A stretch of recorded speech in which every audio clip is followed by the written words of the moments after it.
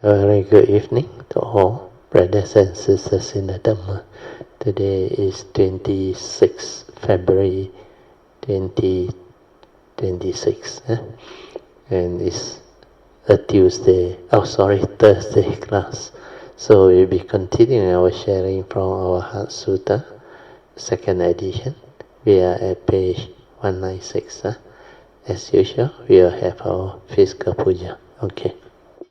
南无本师释迦牟尼佛，南无本师释迦牟尼佛，南无本师释迦牟尼佛，南无观世音菩萨，南无观世音菩萨，南无观世音菩萨，南无阿弥陀佛，南无阿弥陀佛，南无阿弥陀佛。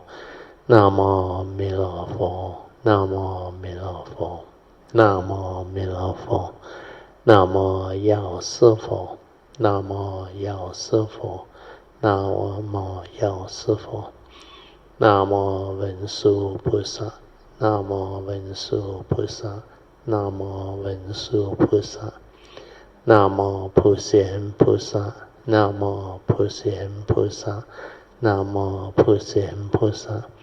南无地藏王菩萨，南无地藏王菩萨，南无地藏王菩萨，南无准提菩萨，南无准提菩萨，南无准提菩萨，南无佛菩萨，南无佛菩萨，南无佛菩萨。อะระหังสัมมาสัมพุทโธภะคะวะพุทธังภะคะวันตังอะภิวาเทมิสวากขาโตภะคะวะตาธัมโมธัมมังนัมมัสสามิสุปฏิปันโนภะคะวะโตสาวกสังโฆสังฆังนามามินะโมตัสสะภะคะวะโตอะระหะโตสัมมาสัมพุทธัสสะนะโมตัสสะภะคะวะโตอะระหะโตสัมมาสัมพุทธัสสะนะโมตัสสะภะคะวะโตอะระหะโตสัมมาสัมพุทธัสสะบุตตังสรณังกัจฉามิธัมมังสรณังกัจฉามิสังฆังสรณังกัจฉามิดุติยัมปิบุตตังสรณังกัจฉามิดุติยัมปิธัมมังสรณังกัจฉามิดุติยัมปิสังฆังสรณังกัจฉามิตติยัมปิบุตตังสรณัง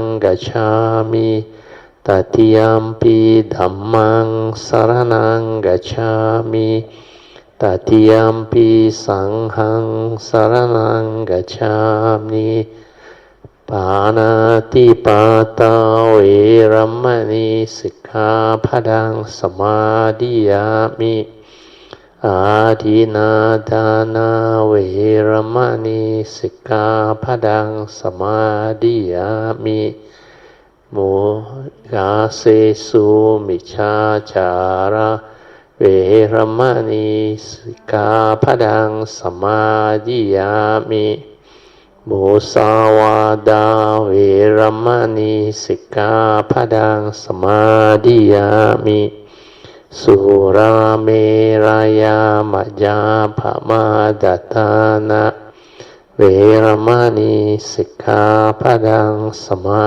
ธิยามิสาธุสาธุสาธุ Okay, let's pay respect Triple Gem. Bedang Pujemi.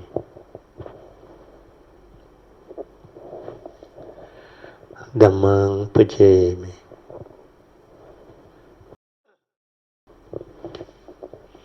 Sanghang Puja.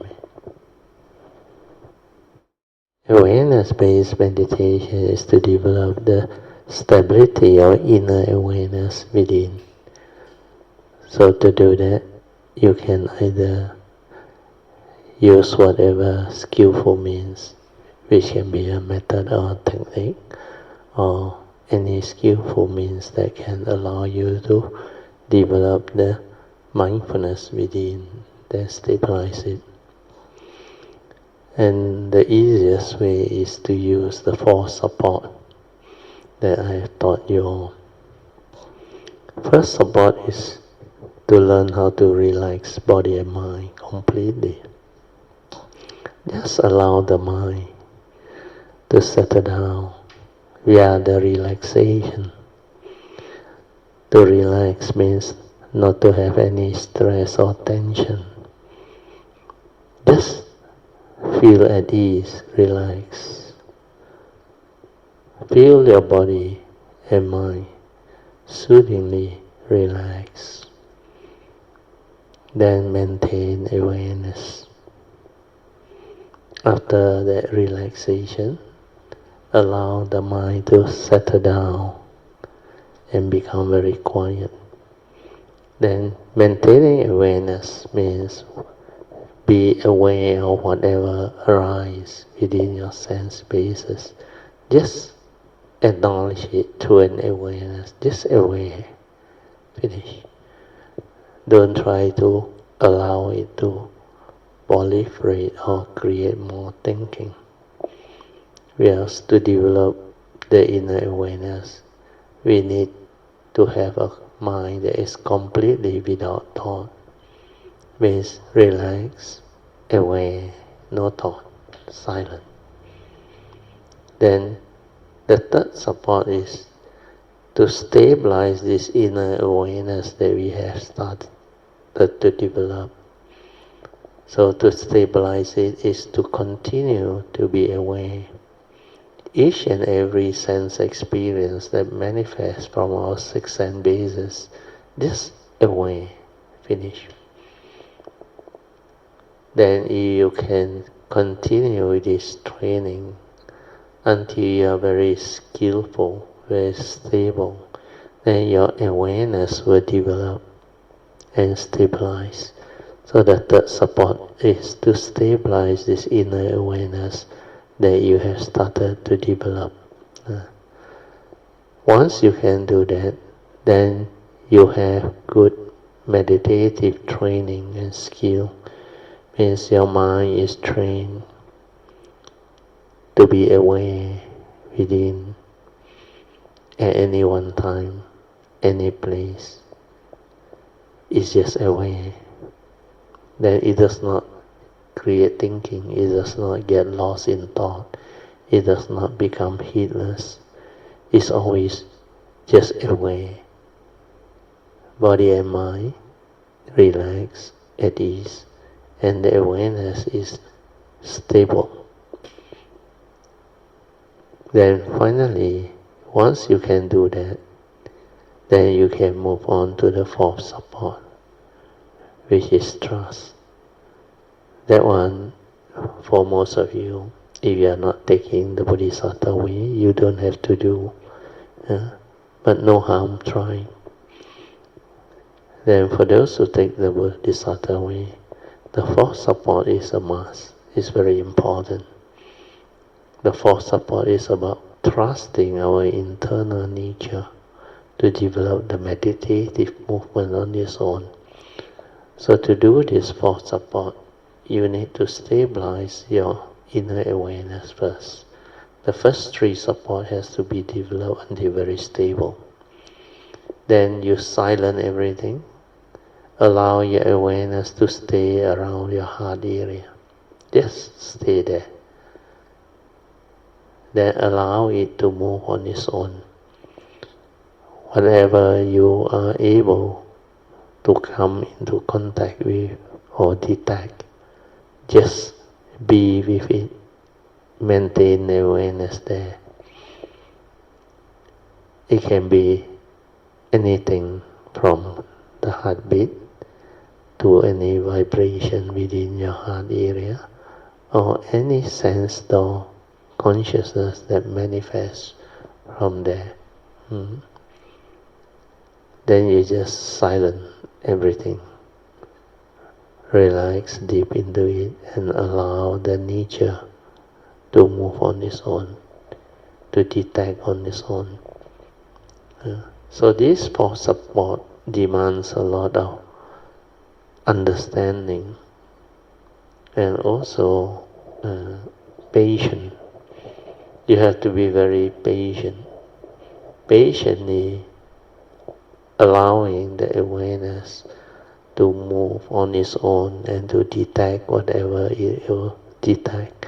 Then maintain awareness over whatever arises. Then there will be a movement from within. Then when your thinking has completely stopped, when you are able to realize your inner peace, tranquility and stillness of mind, that is your true mind. So when you are able to be with your true mind, this true mind will move on its own and locate the gateway to your nature. Once it arises, the cultivator will know something very beautiful will happen. It's very soothing too. Then it seems all of your external yin-yang energy, they will flow in, they will melt within. Then don't try to interfere with your thought process, your memory, your views, your opinion, your conditioning. Just silent, relax, maintain awareness, and trust that nature to move, to develop the meditative movement and understanding from within. So these are the 4 support. Okay, now I will set the alarm for 30 minutes so that you all can train your mind to develop the stability of inner mindfulness. Then for those who have already stabilized their inner awareness, you can move on to the 4th support to do the trust within the 4th support. Okay, you all can slowly, mindfully come out of the meditation. Try to maintain whatever inner awareness, inner calmness, and inner mindfulness that you have developed for as long as you can. Okay, then stabilize it so that your daily mindfulness is very stable. Invocation to the Devas. In this universe in the entirety, let the deities and Devas come here. Let them hear the good teachings of the King of Sages, which gives heaven and release, Nibbana. This is the time to listen to the teaching. This is the time to listen to the teaching. This is the time to listen to the teaching. Samanta Chakavalesu Atra Gachantu Devata Saddhammang Munin Ajasa Sunantu Sakamokadang Dhamma Svanan Kalo Ayang Badanta Dhamma Svanan Kalo Ayang Badanta Dhamma Svanan Kalo Ayang Badanta Namo Tassa Bhagavato Arahato Samma Sambuddhassa Namo Tassa Bhagavato Arahato Samma Sambuddhassa Namo Tassa Bhagavato Arahato Samma Sambuddhassa Iti peso bhagava arahang samma sambuddho vichacharana sampanno sugato lokavido anuttaro purisa dhammasarati satta deva manusanang Buddho Bhagavati Swakato Bhagavata Dhammo Sanditiko Akaliko Ehipasiko Opanayiko Pachyatang Veditadbo Vinohiti Supatipanno Bhagavato Sakasangho Ujupatipanno Bhagavato Sakasangho Nyayapatipanno Bhagavato Sakasangho Samicipatipanno Bhagavato Sakasangho Yadidang Chatari Purisa Yukani Atta Purisa Pugala Esa Bhagavato Sakasangho Ahuneyo Pahuneyo Dakineyo Anjali Karaniyo Anuttarang Punyang Ketang Lokasati Sadhu Sadhu Sadhu. We are at page 196, 2.3. The part 2 where meditation question is being shared. Okay, the question is, during meditation, I'm more aware and I was able to sense the cooking smell from behind the kitchen as if it was just right in front of my nose. Why? Then I answered. I said, when your mind is truly silent and you are just aware, then this is possible. But the smell is just a consciousness within your nose, your nostril area. So that smell consciousness can make you conscious of whatever smell that stimulate your nose. And that sense can only be detected when you are silent. The smell can travel to your nose because you are more sensitive when the mind is silent and not preoccupied with any thinking or distracted by any of your worries and anxiety. So now you start to develop the understanding of the mind that is completely silent without thought. So the silent mind without thought is your true mind. And this is the mind that is not lost in thought, not preoccupied with any thinking, and not distracted by any thought activity or movement. Then within it, there is also no fear, no worry, no anxiety. And this is the mind that is sensitive, mindful, aware. That's why when you can develop the inner mindfulness, stabilize it, and just remain in that state of silent inner awareness, you become different. You can detect many things. Your senses are very, very heightened. Heightened type of senses means it becomes sensitive. You can detect many things. especially at the Sampo Temple, the retreat. Every morning when you meditate, they are preparing the breakfast down there. And usually the breakfast, they are very fragrant. The smell that emits from the kitchen, they are very, very fragrant and nice. Yeah.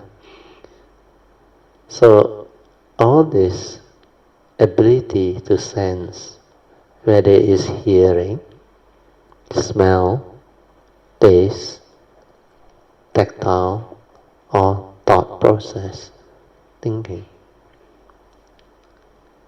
As a human being, we have the basic six sense basis that can give rise to the corresponding six type of respective sense door consciousness. That's why I always say, as a human being, we are a conscious being. We can become conscious of what we see, what we hear, what we smell, what we taste, what we tactily feel and think. This makes us a living being, a being that is capable of consciousness. Before the consciousness arises, it's just an awareness. And the awareness is before the knowing, before the words, before the concept, before the thought process. That's why the difference between awareness and consciousness is very useful, very important. So when you are able to distinguish between the two, means you have developed a good, stable inner awareness to detect them. Then how from the pure awareness, the pure consciousness without its content, the mundane mind's activity arises through what? Through the form and mind's movement. When you perceive something or you sense something through your senses, it can be smell, hearing, seeing, taste, tactile or thought process.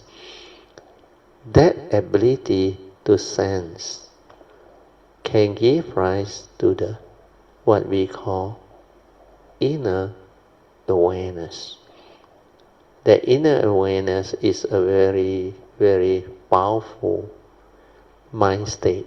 When you are just aware, you have clarity, you have sensitivity, there is no thought involved. Then through the awareness, you detect it direct through your inner nature.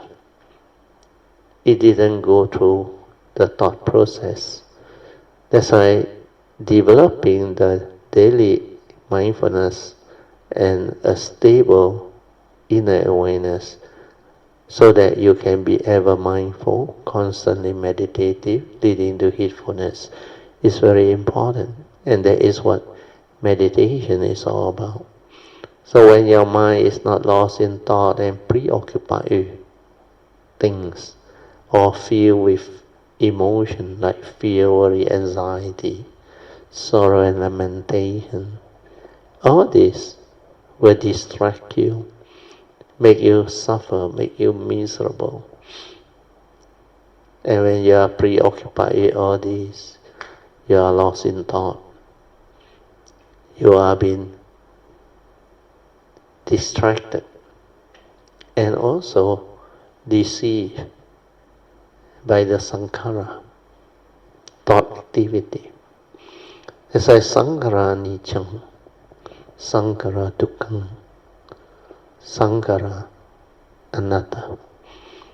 The universal characteristics of anicca, dukkha, anatta, you will see them clearly when you are mindful, when you are aware. But when you are lost in thought, then these three universal characteristics will manifest. Your sankhara means your thought activity, your mental activity, your various type of mind states everything that your mind can do is sankhara. Then this sankhara is dependent, originating, condition, arising, cause of phenomena. That's why it is impermanent. It will exhibit that universal characteristic. So when you are mindful and aware, when sankhara activity move, you can see, and the universal characteristics are there, very clear, every moment, every instant. Then you realize whatever you entangle with and develop as the sankhara thought activity or thinking, it leads to stress. That's why sankhara, instead of just anicca, it leads to dukkha. Sabbe sankhara anicca, sabbe sankhara dukkha. So sankhara can lead to suffering because you want things your way. When you cannot get what you want, you suffer. And sankhara is just like allowing you to have an instrument to think, to analyze, to develop all those what they call analysis, and it leads to nowhere. And most of the time, without wisdom, without the Dhamma understanding, it leads to suffering. The more you think, the more unhappy you become. Of course, sometimes when you think of happy moments, when you recall happy moments, you tend to have a lot of better mind state, like joy, happiness, and other things.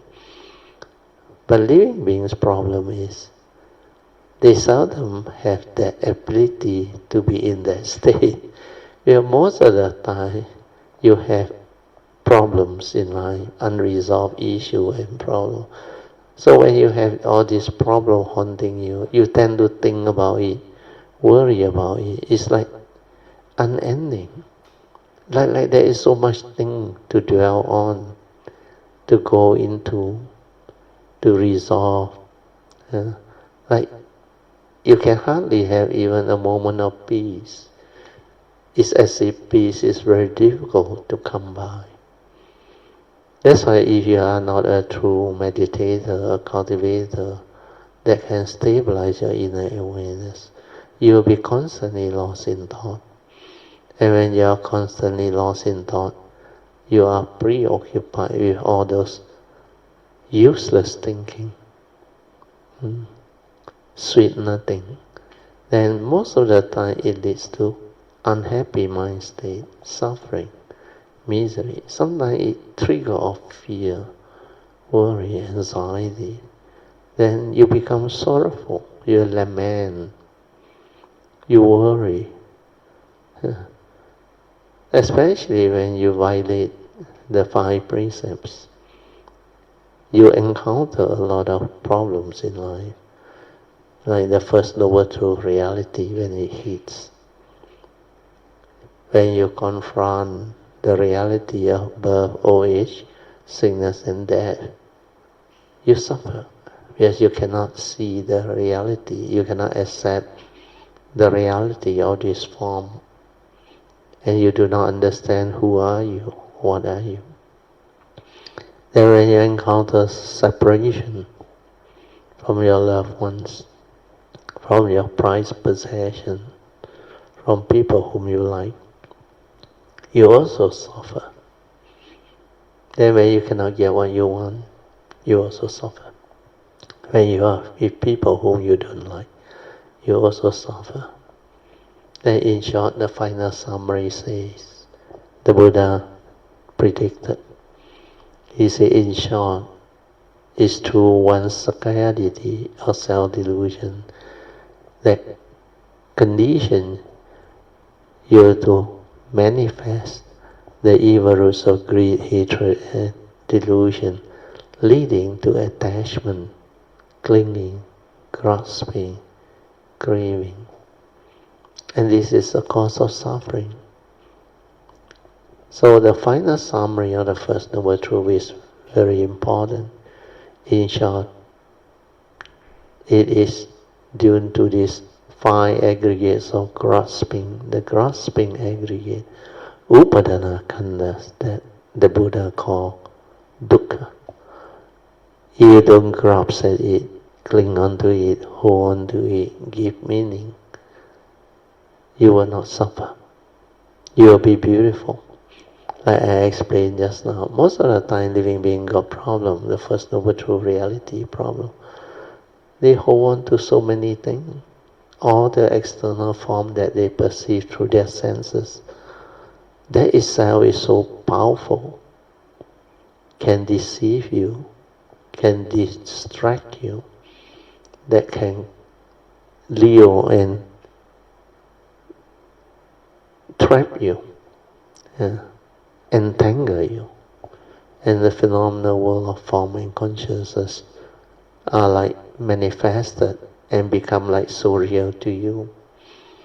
That's why without the awareness, the mindfulness, the Dhamma understanding, you cannot liberate, you cannot free from all this. And you will continuously get yourself entangled. Ability to see Sankhara is very important. You not only attach to form, the visual form, the external form that you come to perceive through your senses, you also attach to your own physical form and other people's form too. That's why that five aggregates of grasping, Rupa, Vedana, Sanya, Sankhara, and Vijnana. These five aggregates, you must know them, you must realize them, and observe them, watch them, and see how they entangle you and cause you suffering. Why is it the grasping aggregate is the cause of suffering? That's why the final summary is this upadana khandas, the five grasping aggregate that is suffering, dukkha. So the aggregate of form we have gone through, then the aggregate of feeling. At every moment of sense perception, sense thought activity, there is this feeling aggregate that manifests. And because of our habitual tendency, our views, our opinion, our conditioning, our belief system, we hold on to a lot of duality. Then we define all this experience through our belief system, our views, opinion, conditioning, and belief system. That's why we react to all this sense experience, like and dislike, pleasant and unpleasant. Then whatever that is pleasurable, you want to cling, you want to hold. Whatever that is not so pleasurable, or feeling that you don't like, you want to push it away. That's why positive craving, negative craving.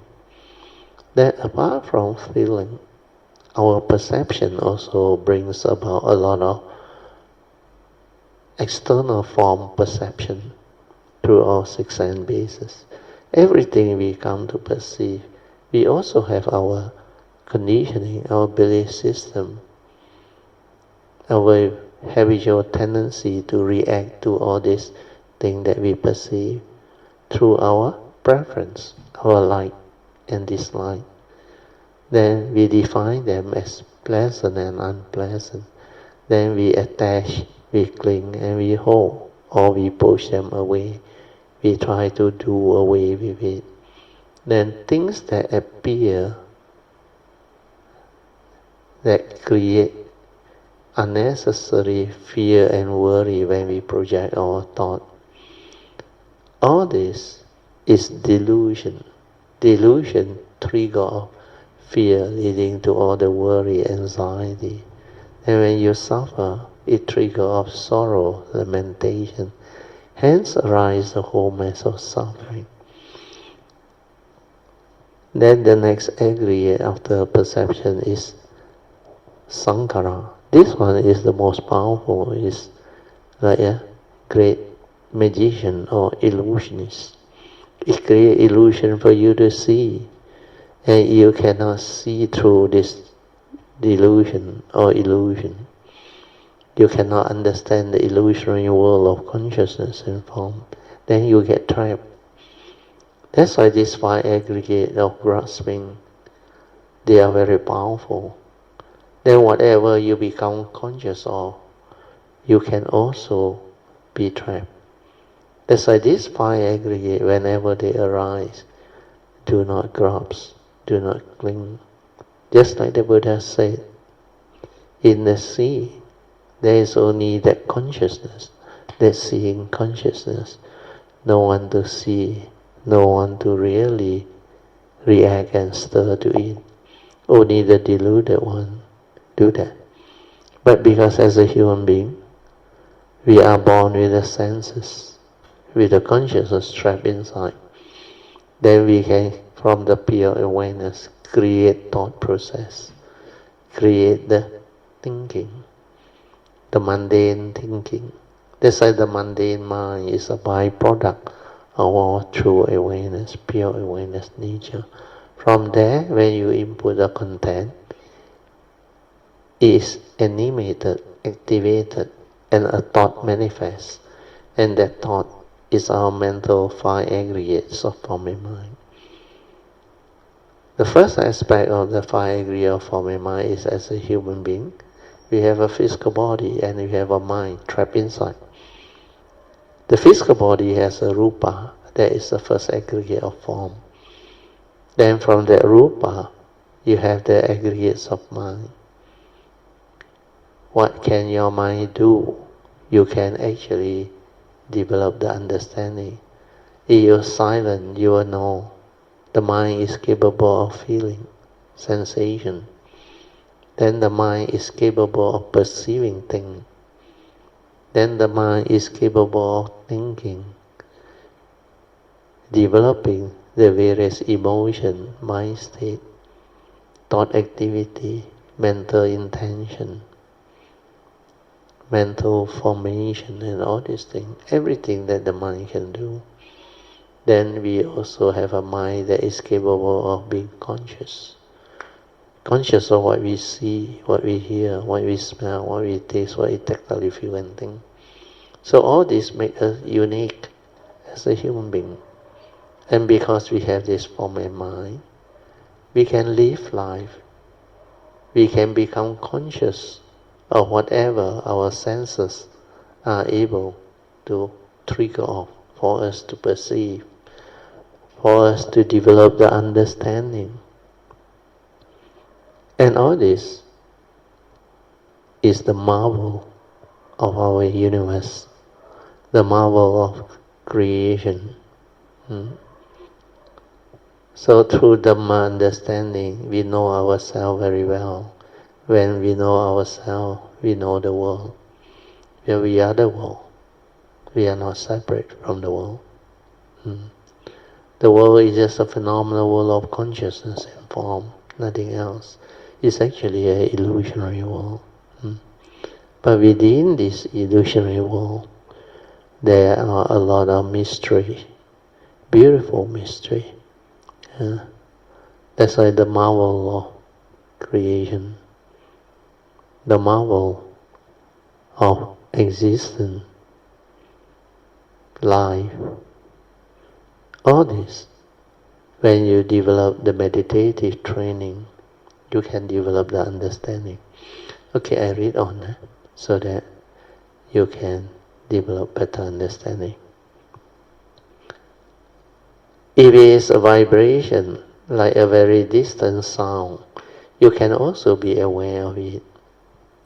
And the vibration, hearing consciousness, is very clear and sort of magnified. The silent mind in pure awareness pervades the entire oneness. This statement is very powerful. When you can truly meditate, completely silent, without a center, then that pure awareness nature, that true mind, actually pervades the entire oneness. There is your pure inner nature, your true nature within.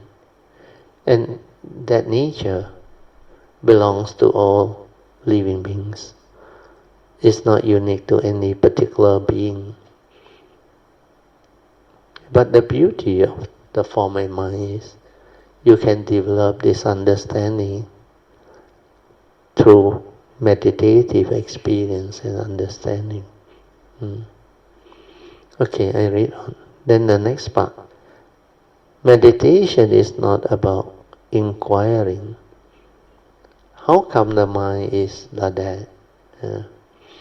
Meditation is more towards the development of wisdom, to understand clearly the universal law, the three universal characteristics of anicca, dukkha, and anatta, and also the universal pancha niyamas, the five universal order that governs life and existence. And to understand how you function as a human being, and what this so-called human being is all about, is also to understand how our mind works and functions, following the paticca samuppada or dwelling, thereby understanding clearly what this law of dependent origination or dwelling is all about. All these are the teachings as taught by the Buddha. The Dhamma or truth is everywhere, but why can't you see? If only your mind is silent, the keyword is silent and just aware, then you will be able to be aware, then you can see. It is as if all of a sudden you can awaken to it, hearing the truth, contemplating and reflecting upon it can bring about a lot of joy, a lot of wisdom. So after you're constantly listening to the Dhamma, the true Dhamma, there is the first turning wisdom, Suttamaya Panya. Then you contemplate and reflect upon it, leading to Chintamaya Panya, second turning wisdom. That's why here I say contemplating and reflecting upon it can bring about a lot of joy and wisdom. But this type of wisdom is not a rigid knowledge. It must be awakened to. Means you have to insight into it or awaken to it. Thought is created via a focusing of the perceived with its content of consciousness that was introduced into it. So this definition is very good, very beautiful. So what is a thought? As a human being, since we are born until what we are today, we have produced countless, limitless thoughts. And what are these thoughts? And how do we create this thought? If you don't have the meditative understanding, you cannot understand. You have been taking this for granted. I said, thought lah. Every day I think. But how does it become a thought? If you have developed the awareness-based meditation, you will know. From the primordial mind, the pure awareness nature. That was the primordial, means it was there before the rising of anything. That's why this so-called nature within our pure awareness nature, it was never born. That's why it never died. The unborn. That's why that nature has been there all the time. but living being cannot perceive it, cannot detect it, where we fail to silence our mind. We instead get ourselves deluded, entangled with the thought process. That's why the basis of life, you think you got only one instrument to live life, that is using your thought. Without thought, you don't know how to live life. And actually thought leads to suffering. Without wisdom, thought always condition, craving, attachment, leading to suffering. So all this reality and understanding can only be understood when you meditate. That's why the next part, when I read on, you will understand. If only your mind is silent, you will be able to be aware. Then you can understand all this, then you can see all this. It's as if all of a sudden you have awakened to it, or you can awaken to it. Then hearing the truth, contemplating and reflecting upon it can bring about a lot of joy and wisdom. Then wisdom is not a rigid knowledge. It must be awakened to, through the direct seeing. It has to be insight into, awakened to. Truth is to be realized. So thought is created via a focusing of the perceived with its content of consciousness that was introduced into it. So now I explain, and hopefully you all can understand. Initially, you have developed the awareness-based meditation, then you realize that pure nature within is just spacious, pure awareness without a center. And that nature is just tranquility, stillness, pure awareness nature. That's why it's got no noise. It's silent, it's tranquil, it's still. So this pure, spacious awareness nature is our true mind, our silent mind, our pure awareness nature. This is the first thing to arise from the source. The second circle, you remember? The fourth circle formation. Then from there, you develop the movement. So here I explain. Initially, it's just a spacious, pure awareness nature, and it's completely silent without thought. Learn to see how your thought manifests and arises. When the mundane mind collapses, the pure awareness nature or supramundane mind will shine forth, and it will be a lot clearer once that thing happens. Before that, it's not easy, because the thought actually clouds your nature, and there is no way living being who have not developed the awakening or pure awareness nature, haven't stabilized it, can never understand. So here I actually want you to find out yourself. I just put in a statement. Learn to see how thought arises. When you meditate, you silent. Then you find out, how did your thought manifest? How did thinking come to be? And when you are mindful and aware, you can see the link, the movement, the dwelling, paticca samuppada.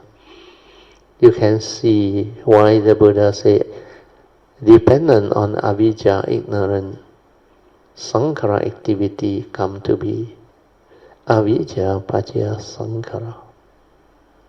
Then how sankhara paccaya vijnanam. Then vijnanam paccaya namarup, the five areas of form and mind. And how dependent on this five aggregate of form and mind. There must be sense bases, otherwise it cannot arise. So all this you can see. But to make things simple, that's why I used to tell you, first is just spacious awareness. You are the awareness before you perceive anything or come to know anything. Then what do we do? As a human being, we have our senses. The first thing we do is, whatever arrives, we perceive it through our senses, either through seeing consciousness, or hearing consciousness, smell, taste, tactile, or thought process. So when you perceive means what?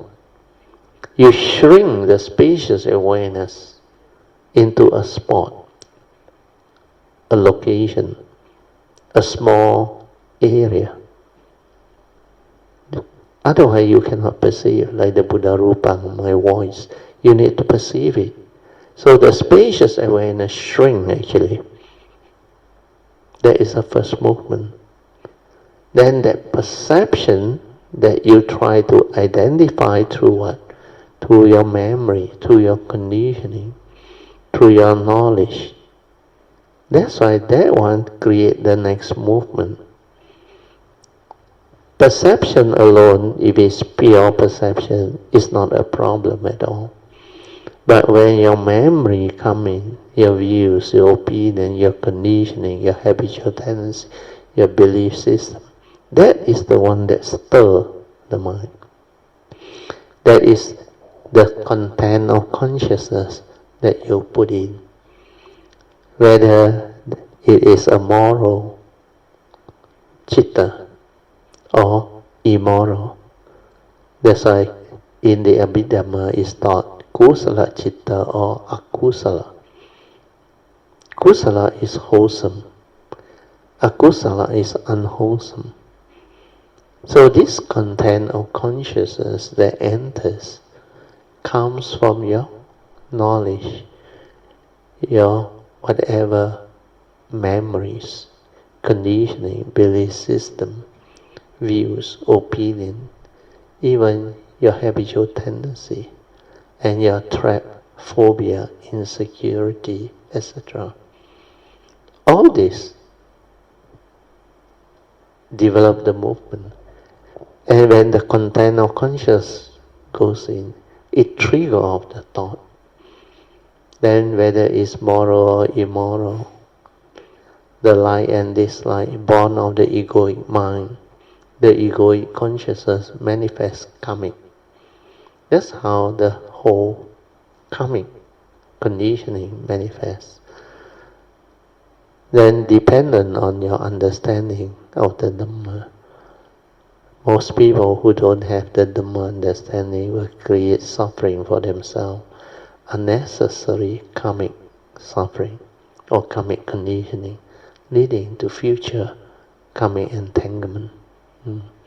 So this part, not easy. Listen to it, develop the understanding. When you meditate, when you are able to stabilize your daily mindfulness, try it out. Find out for yourself. Then you will understand the whole teaching. In the early days, I cannot share with you all these deeper aspects of the understanding and the teaching because hardly anybody is ready at that time. But now it's different. Now there are quite a lot of kilometers who can understand. That's why when I share this now, you listen attentively. You not only will make sense of what it is, you will find it very interesting, very useful, very beautiful. That's why this awareness-based training, teaching is very different. Okay, we move on to the notes. Oh, finish. Okay, then wait, the last sentence. When the Monday mind collapses, this one you don't worry. This one only happen to those who take the Bodhisattva way much later. When you do the fourth support, then it will lead to the causes and conditions where your Monday mind will collapse. I have described them in our earlier book. So the first three books, Ultimate Realization to Transcend Life, that blue book. So this one is explaining clearly what ultimate realization or transformation to realize enlightenment means, to transcend life, to go beyond birth and death is. So it involves the explanation of physical time, psychological time, and the timeless. Then Path to Nibbana. These two books, I share the collapse of the Monday mind very clearly. Then the third book, What is the Difference Between Awareness and Consciousness, is also very useful, very important. You all should read through. Okay, then we go on to the next chapter. So lesson 40, Heart Sutra class, come meditation class, conducted by me in the year 2013. That was 13 years ago. Okay, part 1, recap and emphasis on the previous lesson. 1.1, let things be, then investigate. So this is a very good advice. When random thoughts arise, do not react, suppress, or try to control them. Just let things be and let them move. Then flow with them, be with them. Then investigate and find out what happened when you don't try to interfere or suppress or control or react. When you just let them be and allow whatever to just unfold. So when you do that, something beautiful happens. You will come to understand that they are just thoughts which come and go, arise and pass away according to your mental conditioning. So you don't put in any of this, then it will on its own slow down and cease. Where all these are dependent originating, condition arising, innate causes and condition for it to arise. So if there is no mental conditioning, like your views, opinion, conditioning, belief system, etc., from your memory, then all this movement will just slow down and come to an end. It's just like the description by J. Krishnamurti. Allow the thought to flower. The very flowering of the thought is the very ending of that thought. Your emotion also same. That's why I say whenever you have fear, anger, hatred, emotion, just silence your mind and allow it to be. Then let it cease. When you can realize its cessation, it will trigger great understanding. You will come to know from the deep awakening that all this so-called fear, anger, hatred or emotion that manifest, they are condition arising entity, dependent originating, born of your wrong view, conditioning and belief system. They are not intrinsic within your nature. They come, they go. Then when they arise, if you don't give it any more thought energy, it will not continue, it will not proliferate. It will not continue to move. That's why you just let things be, allow it to be. Then without this energy to move it further, it will slowly slow down, and finally cease. The very moment it ceases, you realize that all these are dependent originating mind state, condition, arising, cause of phenomena. They are not intrinsic within you. Means anger was never you. Fear was never you. All this mind state and emotion was never you. They arise through your wrong view, wrong thought, wrong understanding. But as a human being, we need to live life, we need to experience life, we need to develop the understanding of life. That's why we have to witness and see all this manifestation and arising within our own form and mind. That's why we are our greatest teacher. From life itself, we learn.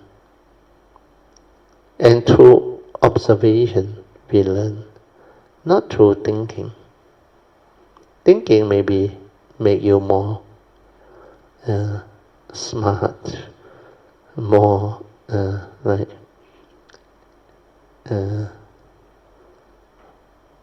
intelligent, but not the wisdom.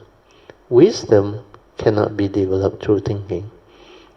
Wisdom can only be awakened to or realized. So when we do that, then we develop great understanding. And when we come to understand clearly that anger was never us,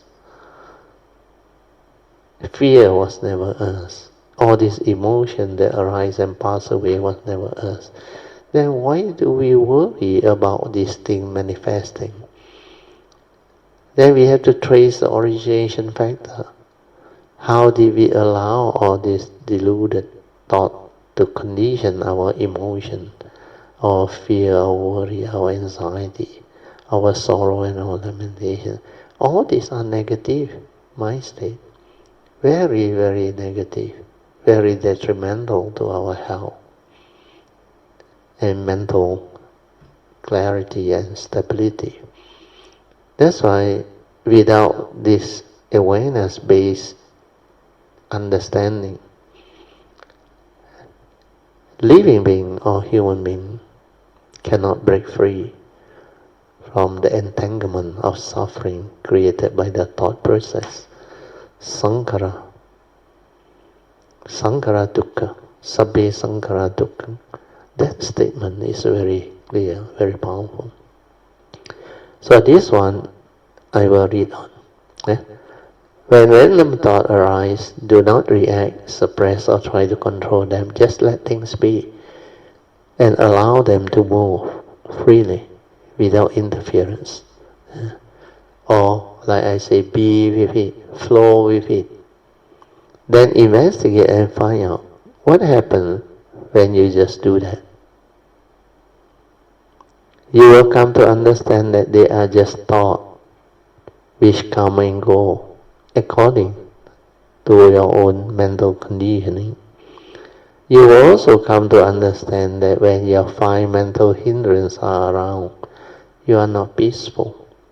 And when your 5 spiritual faculties are around or developed, they will counter the 5 mental hindrances. And you are then naturally peaceful. No matter what happens, do not try to control or suppress thought. Only through understanding you free your mind. Not through the doing via the thought, which is egoic. So the doing is always through the thinking, the analysis, the reasoning. When you use thought to reason, to analyze, you cannot develop wisdom. Because that thought, the instrument limit you. It is egoic. How can it go beyond thought? How can it develop the Dhamma understanding? It can't. So you must investigate, why are you like that? And why are you not peaceful? So this part, a lot of pointer inside there. If you really silence your mind, develop the inner awareness, contemplate, then you can develop the understanding. In fact, meditation is just the silent observation of what is, means when you silence your mind without thought, the pure awareness nature just observe. Then when it can do that, it can see things as they are. It observes the actual movement. That's why you can see things as they are. Not via your own views, opinion, conditioning and belief system, or even your knowledge. They are not wisdom. They are your accumulated views, opinion, conditioning, belief system, and knowledge. That's why Dhamma understanding is very different. Wisdom is very different from knowledge. Okay, the next paragraph. The essential Dhamma as taught by the Buddha will enable us to see the danger of the three evil roots of greed, hatred and delusion. Then the importance of heedfulness and the importance of following the advice of the Buddha to avoid all evil. We are keeping at least the 5 precepts. Then do good and purify the mind. We are cultivating the Noble Eightfold Path until one is awakened. Similarly, one will also see the importance of cultivating Dana, Sila and Bhavana. Based on the right view with regards to 3 important spiritual laws, Karma Niyama, Chitta Niyama and Dhamma Niyama, that governs all of life and existence, so as to understand and see the full picture of the Dhamma cultivation clearly. So this one is a summary. In fact, the essential Dhamma of the Buddha are very useful. They are like the word essential for you to understand life, for you to link all the understanding. That's why they are called essential Dhamma. And all this evolved from his teaching. Yeah. In fact, many arise from the Four Noble Truths and its 3 turnings. Yeah. That's why the Four Noble Truths, that is the essence of the Buddha's teaching, is called understanding. It can summarize all of life, both mundane and supramundane, into just 4 simple but beautiful truths. He called it Noble Truth because upon realizing this truth, you can become noble ones or enlightened ones. We are in the time of the Buddha. The enlightened ones are called noble ones because they are very noble in all aspects of life. They are very noble in the way they understand life. That's why they have right thought, right view, and right, what we call, the first factor, the right view or right understanding of life is very important. Then after that, the Noble Eightfold Path, the 8 path factors, they are all very noble in their usage. That's why they are the embodiment of enlightened being. If you call yourself an enlightened being, you must have the embodiment of the Noble Eightfold Path. Meaning you must have right understanding of life. You have perfect views about life, especially the Four Noble Truths and its 3 turning. Then within Four Noble Truths, you have the understanding of the 3 spiritual laws, the law of karma, the law of mind, that explain how we function as a human being. Then we have the law of truth, Dhamma Niyama. So all these are very important teachings. Then from there, it will trigger off the right thought, right speech, right action. Means the way we live our life the way we arise our thought process, they are in accordance with the right view or right understanding of life that we have developed. That's why these are path factors that are very noble. They are called Noble Eightfold Path. Path factor that is free of the evil roots of greed, hatred, and delusion. Then the way we communicate, we act, we actually interact. That's why the other three path factors of right thought, right speech, right action, you can also include right communication, right way of interacting with society, the people, with nature. So the way we live our life, the way we actually manifest, we communicate and we interact and we arise our thought process, they are all in accordance with the right understanding and right view. Then you are free of the entanglement of the evil roots of greed, hatred, and delusion. Means karmically you are beautiful. You are incapable of evil. That's why Noble Eightfold Path is a very beautiful path. And this embodiment of Noble Eightfold Path as defined by the fourth Noble Truth. If you cultivate this Noble Eightfold Path, it will lead to the end of all suffering. That's why after the right view, right speech, right action, right thought, then you have the four right effort to constantly purify. Then after that, you will move on to the right livelihood, the way you live your life. Then you have right mindfulness. You are always mindful, ever mindful, constantly meditative, leading to heedfulness.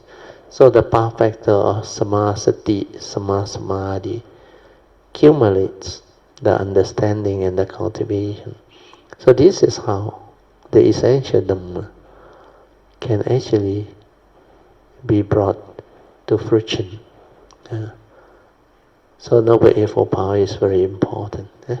Then here I also mentioned the essential Dhamma as taught by the Buddha will enable you to see the danger of the three evil roots. So these three evil roots of greed, hatred, and delusion, and the importance of heedfulness, I have to explain a bit.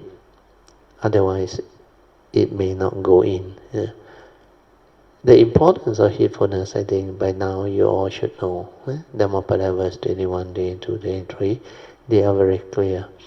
But the danger of the three evil roots of greed, hatred, and delusion, you see, when we cultivate, most Buddhists, when they start the learning of the teaching, they always try to develop the understanding of the teaching through Dhamma knowledge. They try to remember things. Then they try to commit to memory. Maybe that one is good for passing Pali exam and all this thing. And also maybe score good marks. But when it comes to cultivation, it's different. You cannot do it via Dhamma knowledge. You have to develop mindfulness, awareness, contemplate, reflect, and develop the understanding of it. You have to understand clearly why these three evil roots of greed, hatred, and delusion, they are called the three evil roots. Root of all evil, make you evil, cause your karmic downfall. And they are also called the three poison. It can poison a living being. Poison means what? It kills you. But not physically, spiritually. Once the evil roots are there, it will bring about karmic negativity. The spiritual life is lost.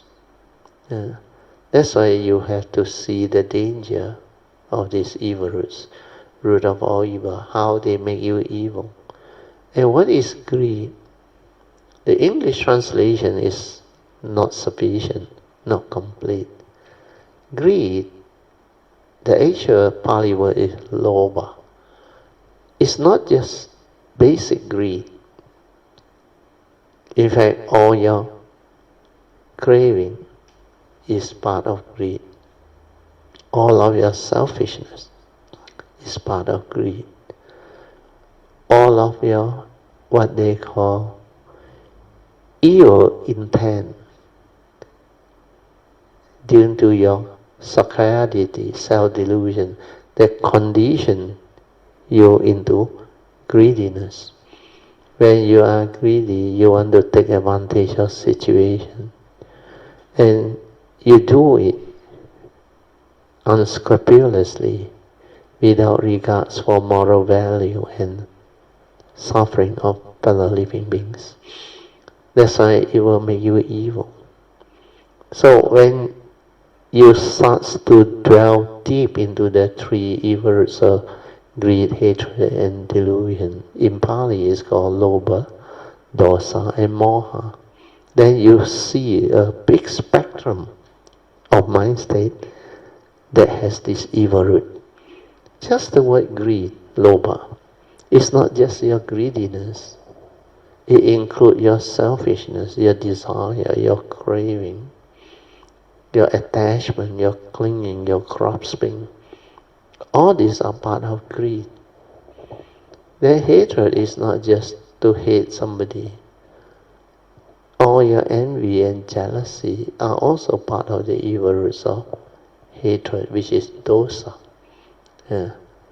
And when you make all this, develop it into an understanding, that when you are mindful, sensitive, aware, then you see all this evil root manifesting within you. Then you realize how through sakayaditi, greed and hatred manifest, and how it make you evil, cause your karmic downfall, prevent you from being hateful and aware. And all these are very important. That's why when you see all this, you see the wisdom in the Buddha, why he said you must keep the minimum 5 precepts. Because breaking the 5 basic precepts is the cause of major evil. You can study them, the first precept, second, third, fourth, and fifth. Each and every one of them. When you violate, it causes major evil. That's why it is very important that one has this understanding to see the importance of precepts.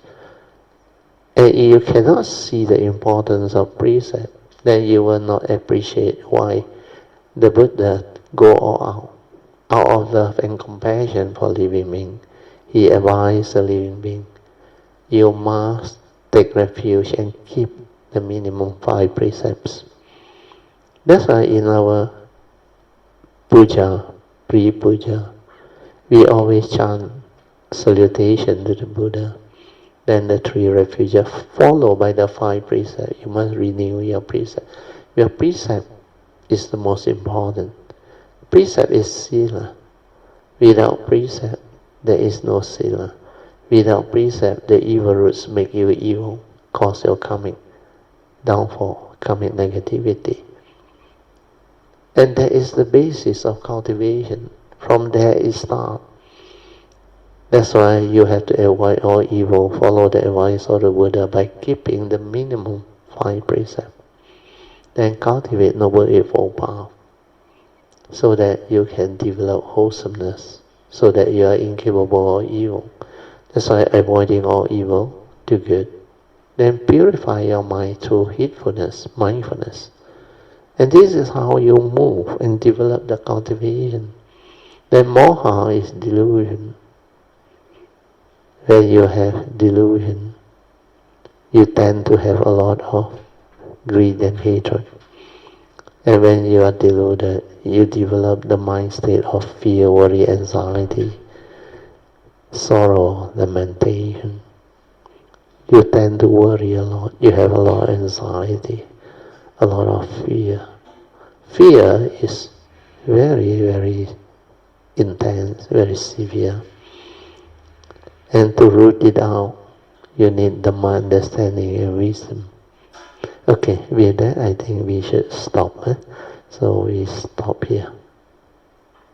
Now we come back to second session, which is meditation reporting, followed by whatever question you may have, or Dhamma discussion regarding today's topic, or Dhamma in daily life, and also how to apply what we have learned, the Dhamma, to help us understand life and resolve whatever life problem that one may confront. Okay, now we open up. Anybody wants to come in? Kyoto, Bratio, Mrs. Sukihoto, Teo, yes, yeah. and thank you, Sister Sui, for doing Ah, this Zoom session. Sadhu, yeah. Uh, Happy Chinese New Year. Yeah, May happy well, Chinese New Year, yeah. we're still in the mood of celebrating Chinese New Year. Yeah, yeah, yeah. uh, and thank you, Man Yuen, also for being so busy, but choose me to come in. Yeah, yeah. What shall I say? Anything to share? But I find tonight's Dhamma sharing by Brother Teo is Mm. really different, Yeah, different very from different. Because previous. now I go in much more detail. Uh, and the Yeah. one that can understand will appreciate even more.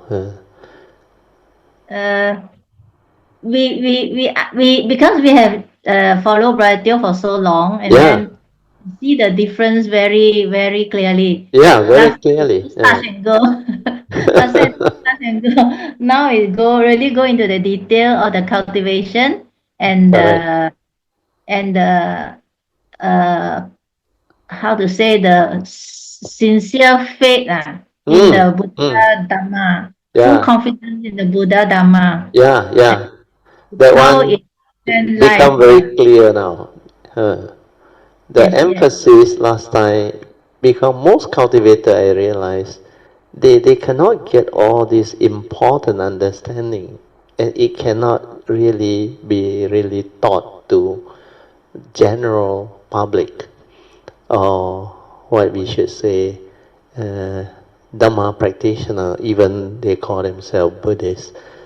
All this very important key understanding cannot be taught, because so far I can't really find people who can share and teach that way. But you cannot blame them, because all this need understanding and need training and devotion, faith, sincerity. Then they must devote themselves sincerely to the cultivation.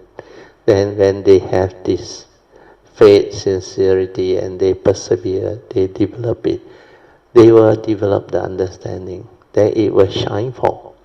That's why all this, luckily we have our Kayamita set up. And this one, over the years, 20 years, now is coming to 21, or coming to 22 actually, 21 plus. It has like filtered down and evolved very beautifully. And many Kayamitas can now develop the understanding. That's why now is the time the sharing will move on to another stage. Even this year's retreat also will be very different. So all this, like you all can understand, you will see very clearly, like you mentioned today. And I also hinted and mentioned it. Because in the early day, I cannot elaborate like that, because people have not developed the basic cultivation to have this type of foundation or base to receive all this teaching. So when the time comes, the Kayamita force evolve, develop, and the Kayamita also progress, then this type of teaching can manifest. Then as you continue to learn, cultivate, and listen attentively, then you contemplate, reflect, you realize the teaching, the direction and pointer are very different now.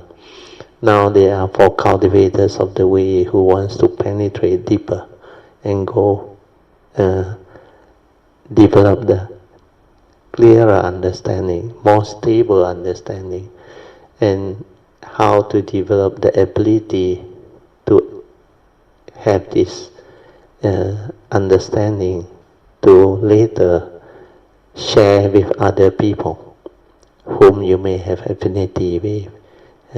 And all this has become possible and is starting to flower, starting to develop.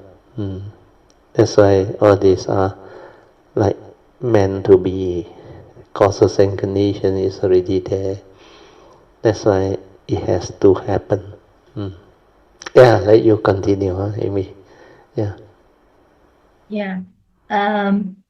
In a way, I have based on my present understanding, Bratio, the Dhamma cultivation have so many ways. Like the Yeah. schools, they say got yeah, 八万四千 84000法门. 84,000 yeah, Dhamma door. 84,000 Ramadan, yeah. Yeah, all Yes. beautiful and Yeah, very fascinating. beautiful. And you Yeah. can approach it from any direction because they are all linked. They are all actually one.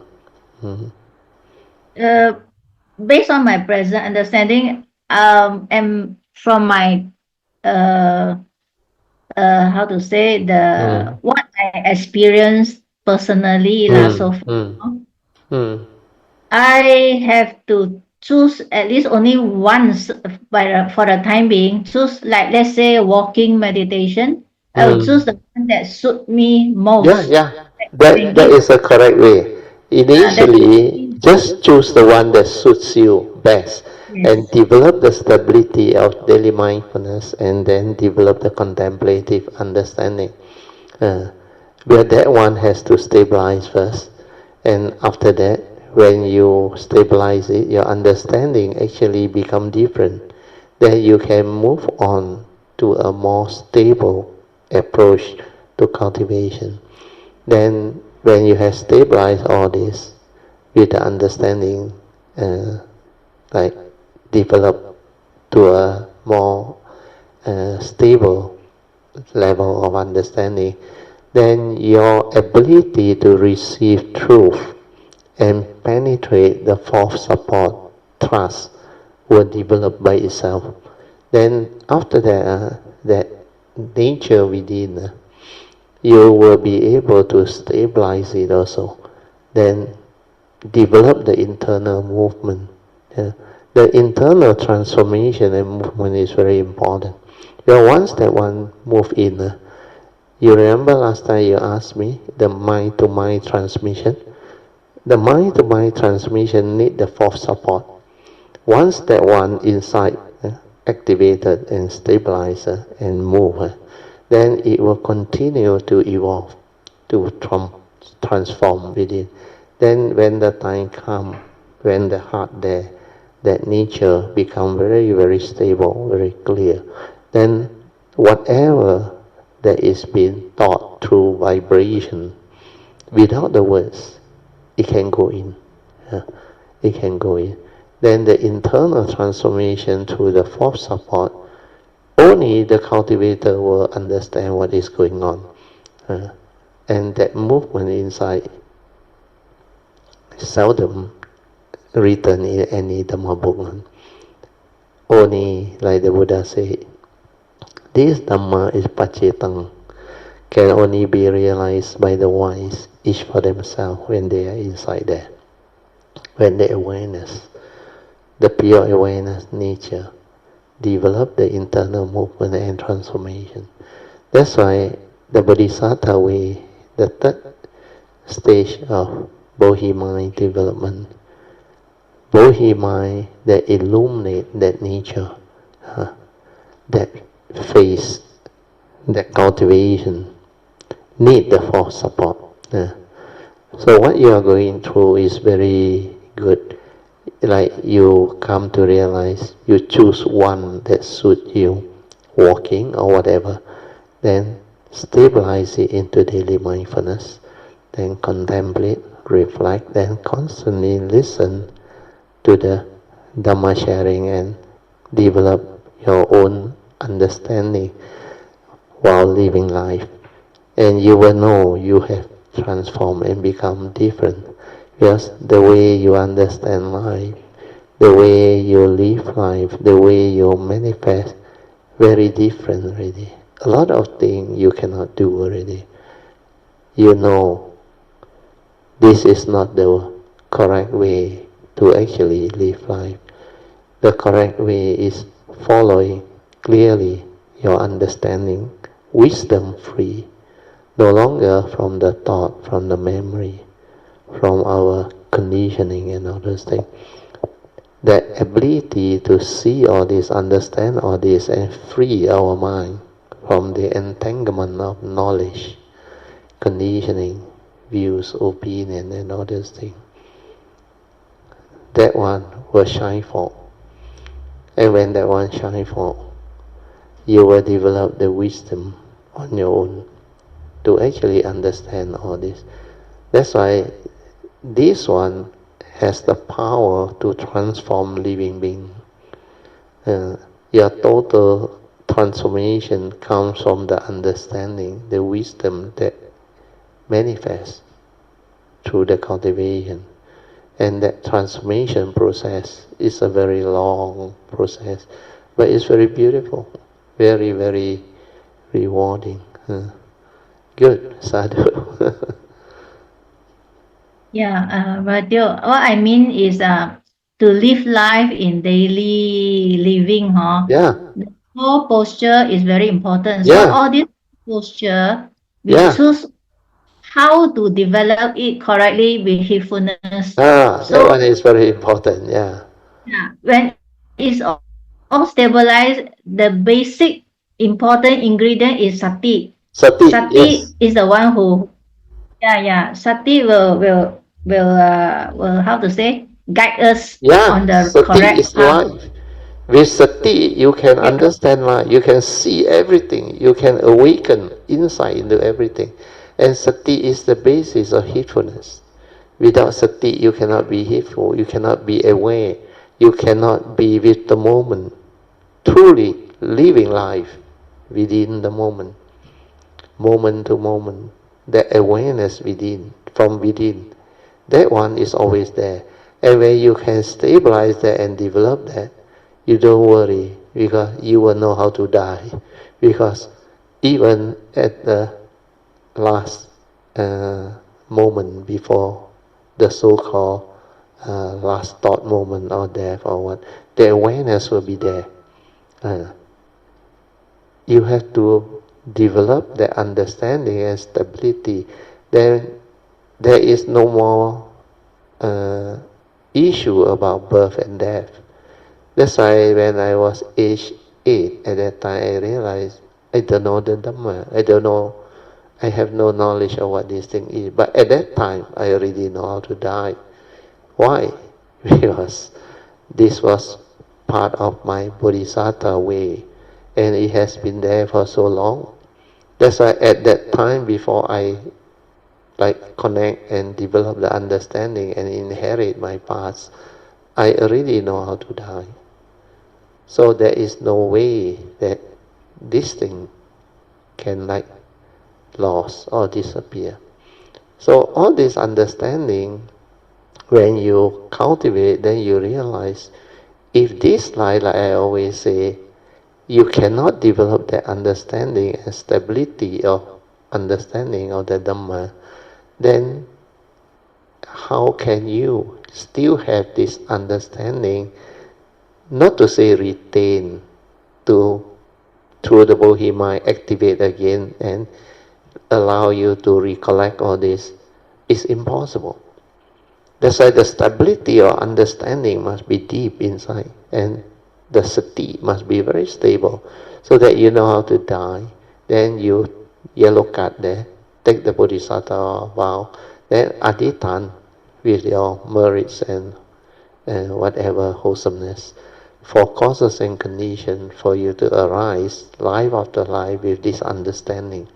And all this understanding, apart from the one that I put in the yellow card, you can add in whatever that you have developed to your own cultivation.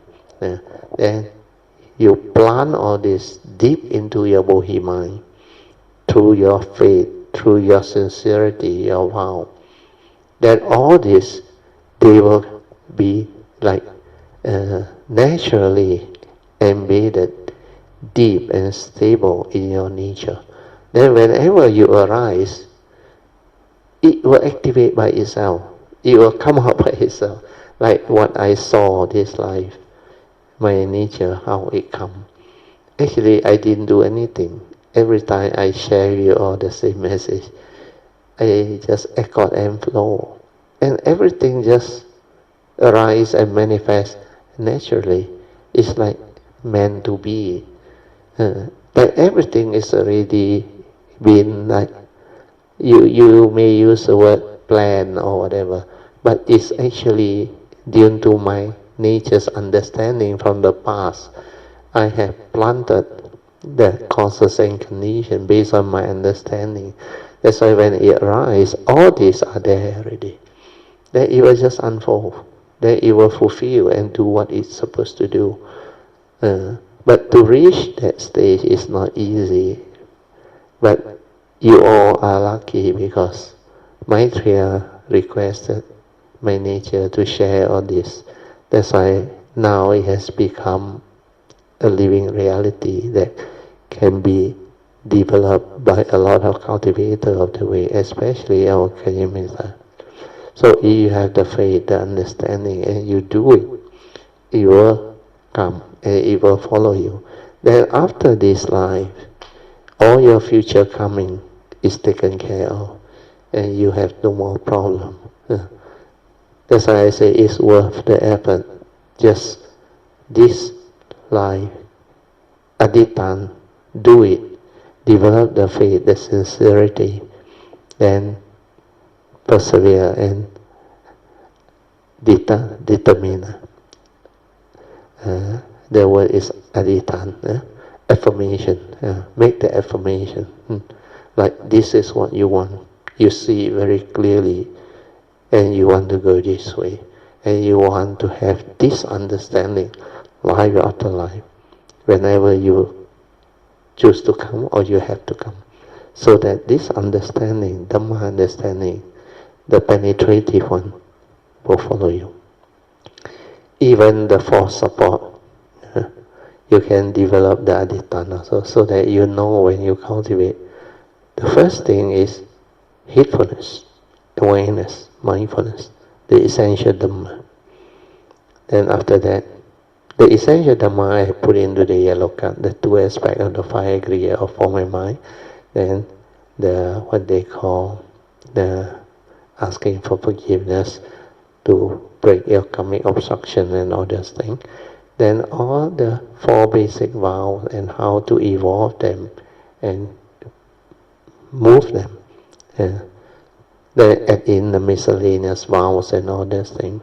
So all these are the key understanding that those who have the faith, the understanding, and the resolve, they can go very far.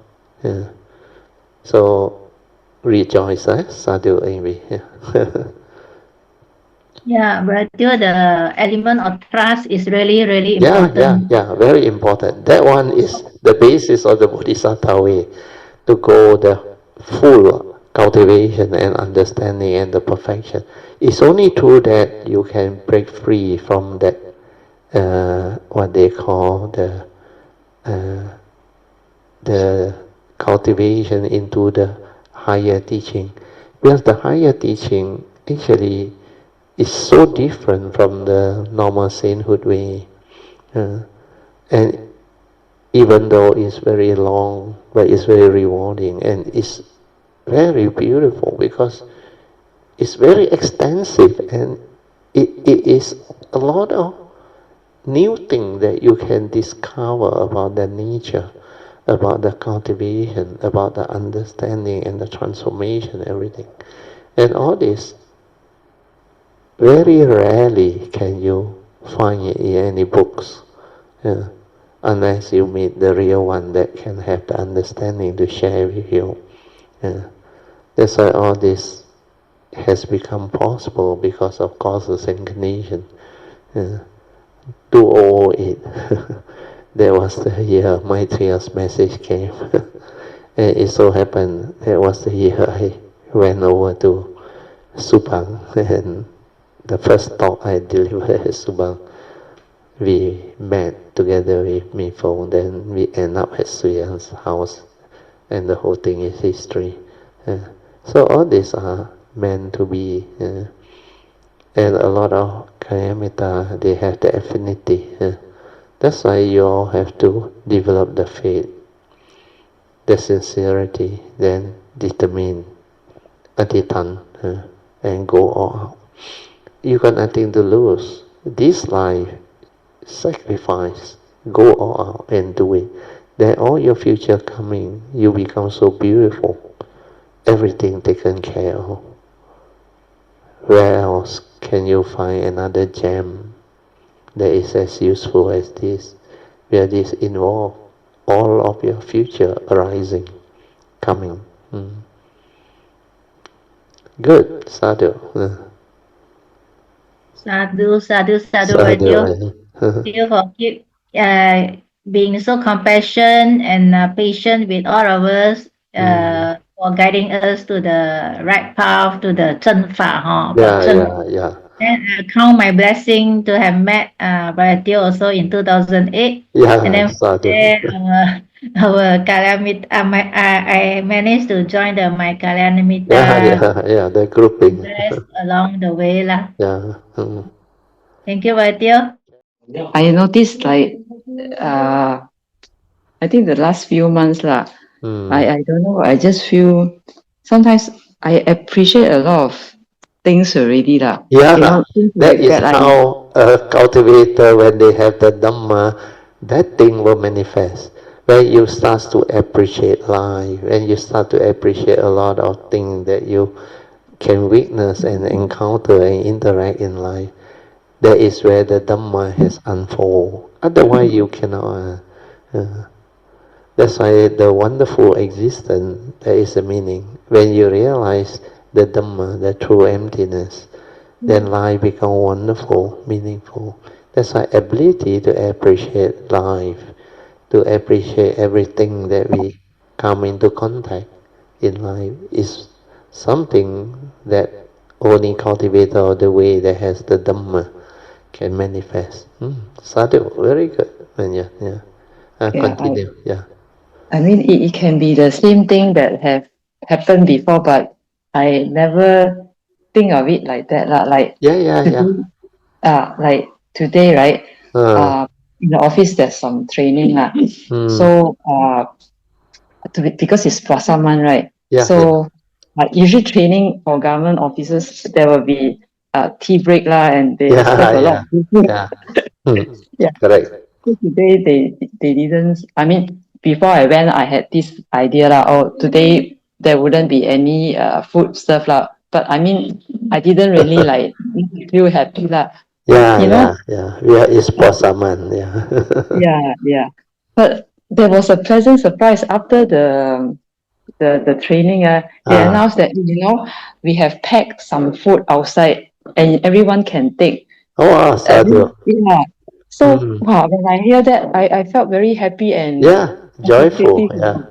Yeah. Even though that not only me get. I mean, before that it will be like I would think, everyone get. I was so what? Nothing special, But now I feel like that it is a blessing Not everybody. There are a lot of other people that do not have enough to eat I don't think that. I only think of those people that also get like me. And there's something special about it. Yeah, Sadhu. yeah. Then after that, also this one also like my colleague said, hey, do you want to go out and have pakute during lunch hour, you know? And then he Oh, got okay. a few other colleagues there, and Ah, a group of us went, you know. And I also feel very joyful because I don't sadhu. know, like, I have colleagues that is good that can take me out and introduce me places to eat where Sadhu, I yeah. haven't gone myself. Yeah, Yeah, yeah, and yeah. I felt happy that. But Yeah, before that, it was like, so what? Sometimes I yeah, won't yeah. even go, you know. That's I why will now have it's this. different. Now the appreciative mind is different. It develops the joy. It's just like we all can see a lot of these things. Sometimes when you are appreciative of life, you develop the ability to rejoice a lot, and you actually develop this understanding through your own Dhamma cultivation. Without the Dhamma cultivation, normal people worry about life, a lot of suffering, a lot of unhappiness. That's why, like you mentioned, last time your reaction, so what? He's my friend, he like a good day, he asked me. But when we have the Dhamma, we become different. We become appreciative of what people do because they are sincere and they want to invite us. Then there is this type of understanding behind the causes and conditions that develop this opportunity together. Even having a meal, a lunch, because you all maybe uh, you are attending a seminar or what? Is it a seminar? Or training? Just a half day training lah. Half-day training, yeah. So after that is your lunch time, is it? Yes. So you all go. That's why it's very fun. That time when I was cultivating and I was working too, I appreciate a lot of this. Then sometimes people don't know us. Yeah. But you look at the way they interact with us, they are actually people with affinity. And when you can see them, you have a lot of joy. It's like 无言啊，有缘有缘人啊。Then you rejoice, and sometimes you share your blessings. You send your pure wish and blessing because of their wholesomeness, their generosity, or whatever. And a lot of these things, as you cultivate, you develop a mind that is very different. The mind that is no longer petty. You know the word petty, yeah? P-E-T-T-Y, yeah? Complain and all those things. The mind that is full of understanding, wisdom, and can appreciate everything in its sincere intent. That has become a reality, a part of you. Then you realize you have a lot of joy in life. Everything is like very joyful, very meaningful.